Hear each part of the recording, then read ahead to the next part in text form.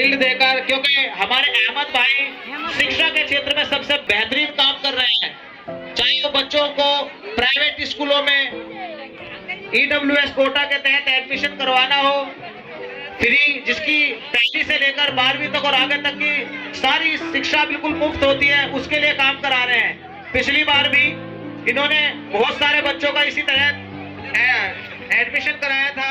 आगे माजिद भाई से गुजारिश की आए और हमारे क्षेत्र के जो खिदमत अवाम युवा समिति है उनके अध्यक्ष और संस्थापक श्री मार्टिन भाई का स्वागत करें, शील्ड देकर, शॉल पहनाकर और माला पहनाकर।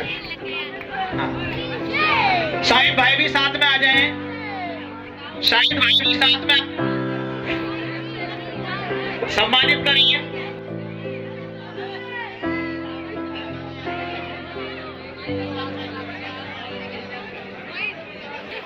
भाई से गुजारिश करूंगा तो हमारे गुलजार भाई को शॉल पहनाकर स्वागत करें और सम्मानित करें।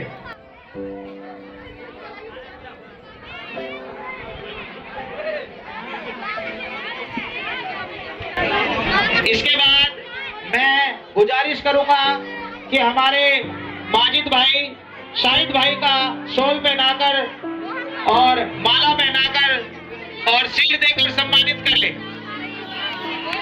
क्योंकि जैसे कि मैंने बताया मीडिया के क्षेत्र में सबसे बेहतर काम कर रहे हैं। उसके बाद मैं इरशाद भाई से गुजारिश करूंगा कि इरशाद भाई सामने आइए, तालिब भाई को सम्मानित करेंगे शॉल उड़ाकर।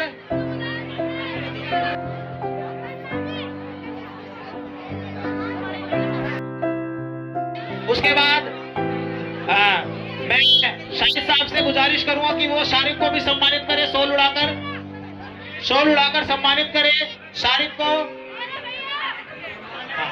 इसके बाद मैं नौशाद साहब से गुजारिश करूंगा, सोनू सेठी साहब आगे आ जाइए, अंजार रजा साहब आए और उनका स्वागत माजिद भाई करेंगे। अंजार रजा साहब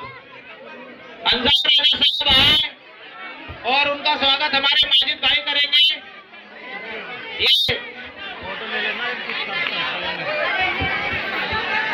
इसके बाद सूरज भाई आएंगे, उन्हें शॉल से हमारे माजिद भाई सम्मानित करेंगे। सूरज भाई,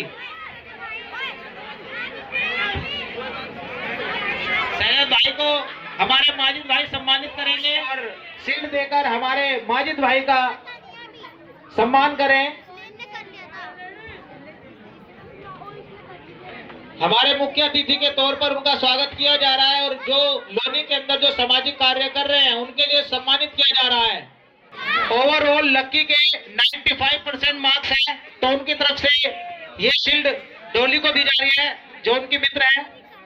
उसके बाद सानिया सेकंड पोजीशन पर है 92% मार्क्स के साथ।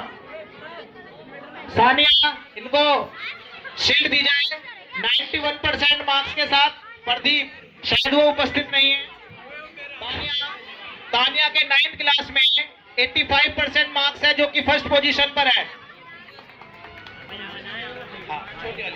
आफरीन, ये सेकंड पोजीशन पे 84.2% मार्क्स है।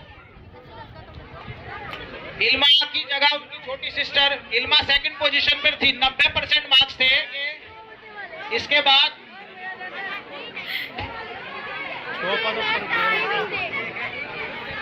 सोनी, जिसके हिस्ट्री में 94%, पॉलिटिकल में 92%, ये हमारी 11th क्लास की टॉपर है, जो वर्तमान में 12th में है। 11th क्लास की टॉपर है। उसके बाद सानिया 71।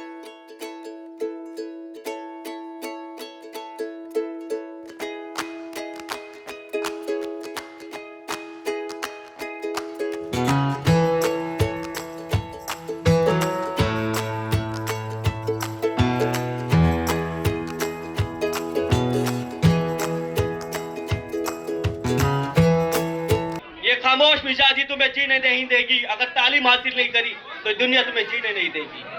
तालीम हासिल करो मेरे साथियों, मेरे दोस्तों, मेरे भाइयों। तालीम बहुत जरूरी है। तालीम यूं जरूरी है जैसे पानी की जरूरत है जिंदगी को जीने के लिए। आपके मुल्क में और दौर में आपको तालीम की जरूरी है।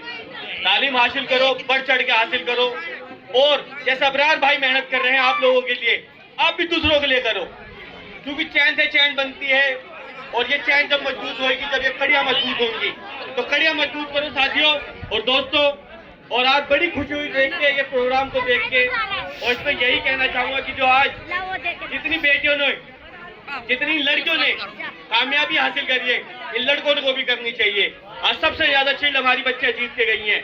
हमें कोशिश करनी है इंस्टाग्राम, फेसबुक और व्हाट्सएप, सोशल मीडिया के थ्रू इनसे निकल के किताबों में जुड़े, लाइब्रेरी में बैठे और यूट्यूब पे भी देखें, तो वो चीज देखें जो तुम्हारे काम की चीज है। आपके व्हाट्सएप से, आपके इंस्टाग्राम पे, आपके यूट्यूब पे भी बहुत काम की चीजें हैं, लेकिन आप देखो, आईपीसी पढ़ो, कॉन्स्टिट्यूशन पढ़ो, जो आज का दिन है, जो हमें मिला है, फंडामेंटल राइट क्या है, फंडामेंटल ड्यूटी क्या है हमारी, वो तब तुम्हें मालूम चलेगा जब तुम उसे पढ़ोगे, सुनोगे, देखोगे। बहुत बहुत शुक्रिया, बहुत बहुत मेहनत करी आप लोगों ने, बहुत बेहतरीन प्रोग्राम। अबरार भाई का बहुत बहुत शुक्रिया मुझे बुलाने के लिए।